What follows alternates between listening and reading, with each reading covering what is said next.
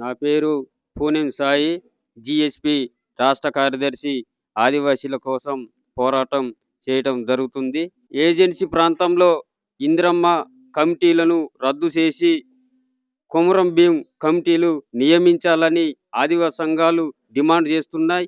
Agency ప్రాంతంలో ఇందిరమ్మ కమిటీల్లో ఆదివాసీలను నియమించకుండా గిరిజనేతరులని నియమించడం రాజ్యాంగ విరుద్ధమని మేము డిమాండ్ చేస్తున్నాం.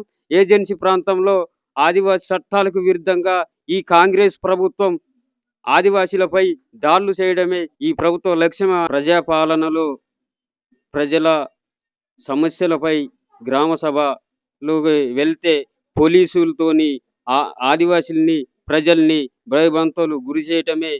ఈ పోలీసులు మాత్రం ఏజెన్సీ ప్రాంతంలోకి రాకూడదని గ్రామ సభలు నిర్వహించి ఇందిరమ్మ కమిటీలను రద్దు డిమాండ్ చేస్తారు. రాబోయే ఎన్నికల్లో మాత్రం ఆదివాసీలు ప్రజలు బుద్ధి చెప్పే ఆసన్నమైంది.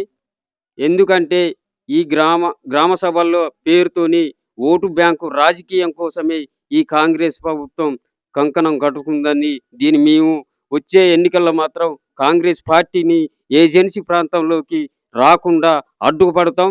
మొన్న మా చిత్తపల్లి గ్రామానికి రావడం జరిగింది, ఇంటి పనులు కట్టించారు. అయితే ఆ రోజు కూడా అడిగిన, అంటే గ్యాస్ కొరకు మాకు డబ్బులు పడట్లేదని అక్కడ ఎంకారం పోయి అడిగితే పంచాయతీ కాడ కొట్టియాలా, అంటే పంచాయతీలో కొట్టిస్తే మీకు డబ్బులు పడతాయని అడిగారు. ఇక్కడికి వచ్చి అడిగితే 15 మంది 20 మంది దొరికిస్తే అట వాళ్ళు కొట్టి పెడతారట. ఇంకా గవర్నమెంట్ పరిపాలన అంటే ఇది అంతంత మాత్రమే అన్నట్టు. ఎందుకంటే మనకు అందుబాటులో లేనప్పుడు ఎందుకు.